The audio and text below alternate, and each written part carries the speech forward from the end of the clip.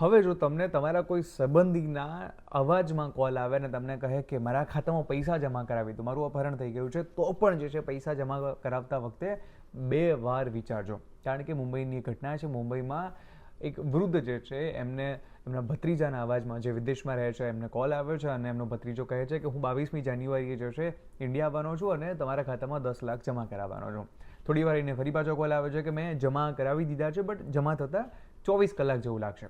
ફરી પાછો એ જ નંબર ઉપરથી, અનનોન નંબર પરથી સાંજે એ જ ભત્રીજાના અવાજમાં કોલ આવે છે અને કહે છે કે મારું કોઈએ અપહરણ કરી લીધું છે અને તમે જે છે મેં જે પૈસા જમા કરાવ્યા છે એમાંથી 3.60 એટલે 3,60,000 રૂપિયા મારા ખાતામાં આ ખાતાની અંદર જમા કરાવી દો, નહીંતર જે છે આ લોકો મારો પાસપોર્ટ નષ્ટ કરી નાખશે, મારા જે 10 લાખ આવે એમાંથી તમે લઈ લેજો.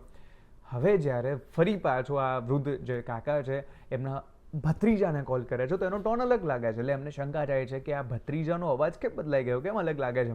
અને ભત્રીજો હમણાં તો કહેતો હતો કે મારી ખંડણી આપવી પડે એમ છે, મારું અપહરણ થયું છે. પછી કાકાને સમજાય છે કે એમની સાથે ફ્રોડ થયું છે અને આ ફ્રોડ AI વોઇસ ક્લોનિંગથી થયું છે. એમના ભત્રીજાનો અવાજ કોઈએ ક્લોન કરી લીધો, એમના અવાજમાં કોઈએ વાત કરી અને આવી રીતે લગભગ 3.5 લાખ રૂપિયાનું ફ્રોડ આ કાકા જોડે થયું છે. એટલા માટે તમારે હવે કોઈ આવો કોલ આવે તો ખાસ ધ્યાન રાખજો, જોયા જાણ્યા વગર, ખરાઈ કર્યા વગર કોઈના પણ ખાતામાં આવી રીતે પૈસા ન નંખાવવા.